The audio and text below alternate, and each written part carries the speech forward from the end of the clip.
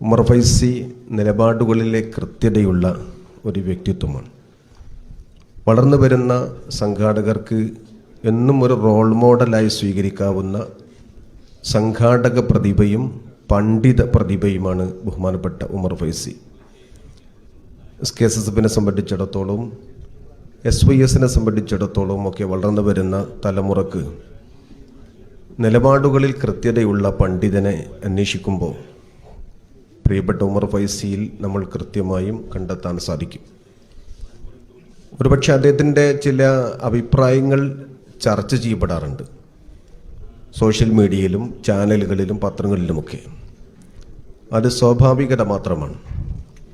ഒന്നും പ്രതികരിക്കാത്ത, ഇടപെടലുകൾ നടത്താത്ത ആളുകളെ സംബന്ധിച്ചിടത്തോളം ഒരു സംഘാടക മികവിലല്ല നമ്മൾ കാണുന്നത്.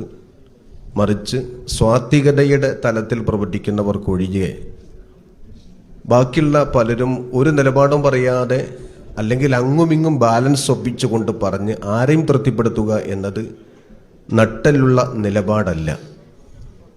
പക്ഷേ ചിലതൊക്കെ ആരെങ്കിലും അതൃപ്തിപ്പെടുത്തിയാലും പറയാനുള്ളവ കൃത്യമായി കൊണ്ട് പറയുന്ന നിലപാട് ബഹുമാനപ്പെട്ട ഉമർ ഫൈസിയെ സംബന്ധിച്ചിടത്തോളം അഭിമാനകരമായി നമ്മൾ കാണുകയാണ്. പ്രിയപ്പെട്ട കുഞ്ഞാൽക്കുട്ടി സാഹിബ് നമ്മുടെ വേദിയിൽ ഉമർ ഫൈസിക്ക് അത് എന്തുകൊണ്ടും യോഗ്യതക്ക് കിട്ടിയൊരു അംഗീകാരം തന്നെയാണ്. ഞാൻ പറഞ്ഞു വന്നത്, ഒരുപക്ഷെ ചിലപ്പോൾ ഉമർ ഫൈസിയുടെ നിലപാടുകൾ വിമർശനാത്മകമാണെങ്കിൽ പോലും അദ്ദേഹം കലവറയില്ലാത്ത, പിശുക്കില്ലാത്ത, അതോടൊപ്പം തന്നെ മനസ്സിൽ മറ്റൊന്നും സൂക്ഷിക്കാത്ത, എല്ലാം തുറന്നു പറയുന്ന പ്രകൃതമാണ്. അതുകൊണ്ട് തന്നെ പല പ്രസ്താവനകളും ചർച്ച ചെയ്യപ്പെടുമ്പോൾ അദ്ദേഹം അതിൻ്റെ മുടിനാരി ഇഴകീറി ബോധ്യപ്പെടുത്തുമ്പോൾ കാര്യങ്ങൾ അത് ബോധ്യപ്പെടാറുണ്ട്.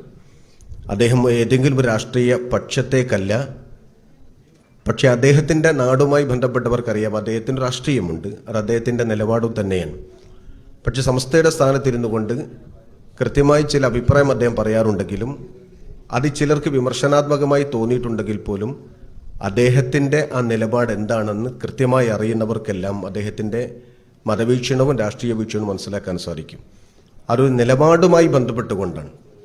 അതുകൊണ്ട് അദ്ദേഹത്തിൻ്റെ ആ ഒരു നിലപാടിലും അദ്ദേഹത്തിൻ്റെ പാണ്ഡിത്യത്തിലും ആത്മീയമായ വലിയൊരു തലത്തിൽ അദ്ദേഹത്തിൻ്റെ അടുത്തറിയുന്ന ആളുകൾക്കറിയാം.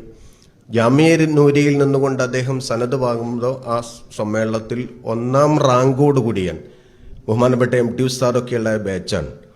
ആ ബാച്ചിൽ 1ാം റാങ്കോടുകൂടി ഉമർ ഫൈസി ബിരുദം നേടിയെന്ന് പറയുമ്പോൾ പാണ്ഡിത്യത്തിൻ്റെ അംഗീകാരം കൂടി തന്നെയാണ് ഈ ഒരു പുരസ്കാര സമർപ്പണം എന്ന് നമ്മൾ മനസ്സിലാക്കുകയാണ്.